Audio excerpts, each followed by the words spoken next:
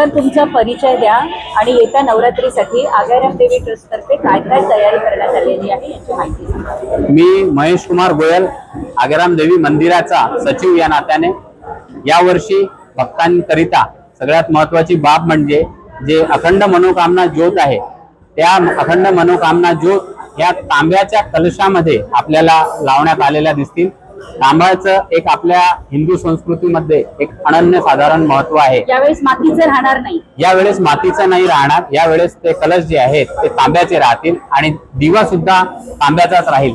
त्याच्याच मध्ये अखंड मनोकामना ज्योत मंदिर ट्रस्ट द्वारे प्रज्वलित करण्यात येईल।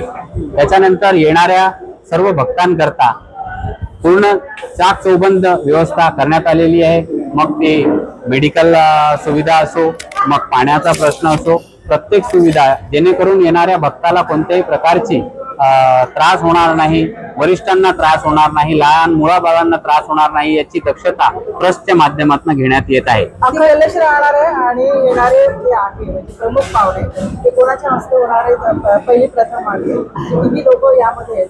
3000 कलशाची स्थापना यावेळेस करण्यात आलेली आहे। माननीय उच्च न्यायालयाचे न्यायमूर्ती तसेच माननीय केंद्रीय मंत्री महोदय तसेच मुख्यमंत्री महोदय माननीय देवेंद्र फडणवीस साहेब यांना निमंत्रण देण्यात आलेलं आहे आणि नागपूरचे या परिसराचे विधानसभेचे सदस्य आणि सर्व आमदारांना निमंत्रण देण्यात आले आहे। ठराविक वेळेत सगळे जे काही आपले निमंत्रित पाहुणे येतील त्यांच्या हस्ते मुख्य ज्योत प्रज्वलन आणि जो बाकीच्या ज्या 3000 ज्योत आहेत त्यांचं प्रज्वलन करण्यात येईल। तुम्ही भक्तांसाठी 9 प्रतिमांचा असं उल्लेख केलेला आहे, यावेळी विशेष आकर्षण राहणार आहे, काय आहे? आपण जसं बघतो की 9 दिवसांमध्ये रोज 9 रूप देवीचे आपल्याला पाहायला मिळतात।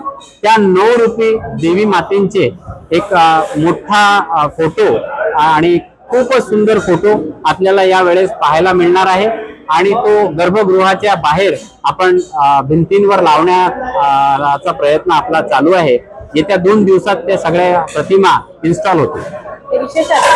ते विशेष हे राहील जेणेकरून भक्तांना एक नवीन काय आवाहन करताय? भक्तांनी येऊन नवरात्रीमध्ये जसं गेल्या अनेक वर्षापासून भक्त इथे येऊन आपल्या मनोकामना हे करतात आणि ते आपल्या आयुष्यात सफल होतात। यावर्षी सुद्धा सगळ्या भक्तांनी यावं। हे सार्वजनिक मंदिर आहे, आम्ही त्यांच्या सेवेसाठी तत्पर आहोत।